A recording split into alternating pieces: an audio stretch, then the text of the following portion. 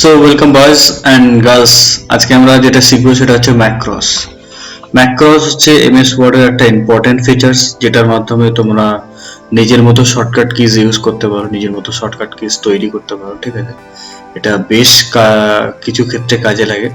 ঠিক আছে, আমাদের যখন কোনো ওয়ার্ড, পার্টিকুলার ওয়ার্ড যখন আমাদের বারবার টাইপ করতে হয়, বারবার লিখতে হয়, সেক্ষেত্রে আমরা ম্যাক্রোস ইউজ করি যাতে আমাদের ওই জিনিসটা বারবার লিখতে না হয়, এবং তার মাধ্যমে আমরা একটা শর্টকাট কিজ ইউজ করে দিই, যেটার মাধ্যমে আমরা কি করি, সেই শর্টকাট কিজটা ইউজ করলে আমাদের পরবর্তী প্যারাগ্রাফে যখন আমরা লিখতে চাইবো তখন ওটা অটোমেটিক চলে আসে, যেরকম আমরা কন্ট্রোল ভি দিয়ে পেস্ট করি। ঠিক আছে, এরকম টাইপের কিছুটা।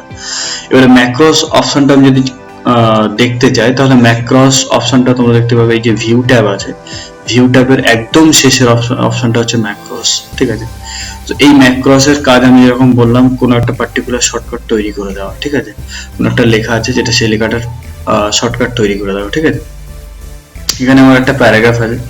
এবারে এখানে আমি এই যে সাপোজ আমি ধরি এই যে ডকুমেন্টস লুক, এই সাপোজ আমি এই কথাটা আমার বারবার রিপিট হয়। ঠিক আছে, তো আমি কি করব, এখানে ম্যাক্রসে ক্লিক করব। ম্যাক্রসে ক্লিক করার পরে এখানে যে রেকর্ড ম্যাক্রস লেখা আছে, এখানে F1 হচ্ছে হেল্পের জন্য অপশন দিয়েছে। ঠিক আছে, F1 প্রেস করলে হেল্প বাটন আছে। ঠিক আছে, আর এখানে রেকর্ড ম্যাক্রস এ ক্লিক করলে কি হবে, ম্যাক্রসটা রেকর্ড হওয়া শুরু হবে। ঠিক আছে, সো এখানে ক্লিক করি আগে।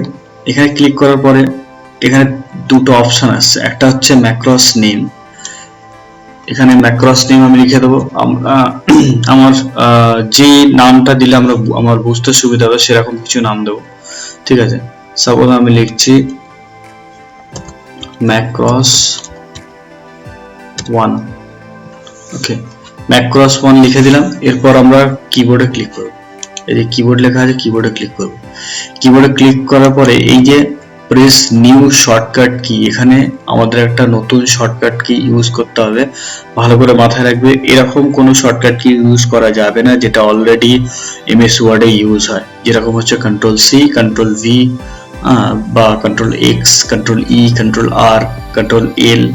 তো এই ধরনের শর্টকাট গুলো, যেগুলো বিভিন্ন শর্টকাট কিজ আছে, মানে এমএস ওয়ার্ডে অলরেডি ইউজ হয়, এরকম শর্টকাট কি ইউজ করা যাবে না।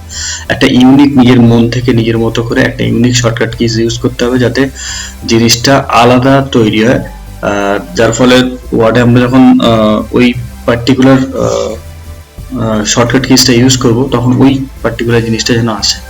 তো আমরা সাপোজ এখানে আমরা নিতে পারি control plus M. Control plus M কোনো কিছু শর্টকাট না থাকে না। ঠিক আছে, তো এখানে কন্ট্রোল প্লাস এম প্রেস করলে কন্ট্রোল প্লাস এম এখানে চলে আসবে। ঠিক আছে, তারপর আমরা এটাকে অ্যাসাইন করে দেবো। ঠিক আছে, অ্যাসাইন করে দিলে এটা এখানে কারেন্ট কিজ বলে এখানে সেভ হয়ে থাকবে। ঠিক আছে, আমরা যদি চাই আরো অনেক কিছু, আরো অন্য শর্টকাট কিজ অ্যাড করতে পারি। ঠিক আছে, আপাতত একটা রেখে আমি ক্লোজ করছি। ঠিক আছে, এটা ক্লোজ করে দিলাম।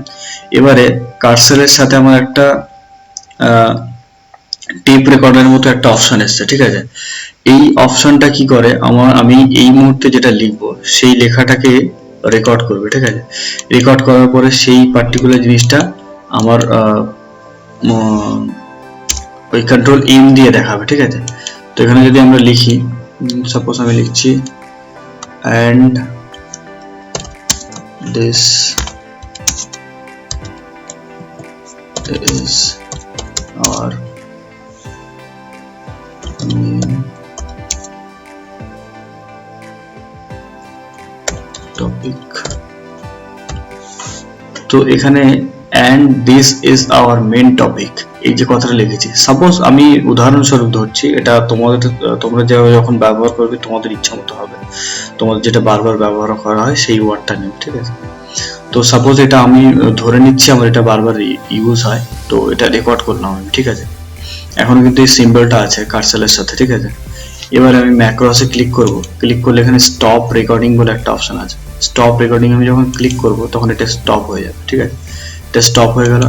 এবারে আমি ধরো সাপোজ লিখতে লিখতে I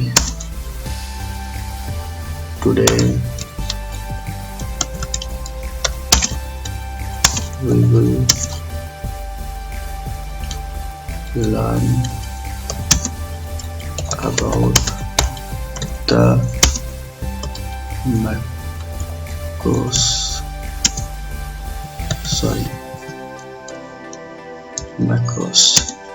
এবার এরপরে কন্ট্রোল প্লাস এম প্রেস করে দিলাম, দেখো লেখা আসছে and this is our main topic। আচ্ছা এখানে গ্রিন মার্কটা এসছে কেন তোমরা নিশ্চয়ই জানো, এটা এন্ড এর এটা ক্যাপিটাল হবে না, কারণ এটা একটা মাঝখানের একটা ওয়ার্ড, মাঝখানের একটা অ্যালফাবেট, এটা ক্যাপিটাল হবে না, ঠিক আছে। এই যে রাইট ক্লিক করলে এখানে অপশনটা পেয়ে যাব, এই যে ঠিক আছে। দিস এর টিটাও ক্যাপিটাল হবে না, ঠিক আছে। সো বুঝতে পারলে আসল ব্যাপারটা কি হলো, এখানে আমরা যখন কন্ট্রোল এম করছি তখন ওই জিনিসটা চলে আসছে, ওই যে আমরা যে জিনিসটা আমরা রেকর্ডিং করেছিলাম ম্যাক্রোসের মধ্যে, ঠিক আছে। তো এটা হচ্ছে কন্ট্রোল এম দিয়ে আমরা নিয়ে আসলাম, আর এটাই হচ্ছে ম্যাক্রোসের কাজ, ঠিক আছে।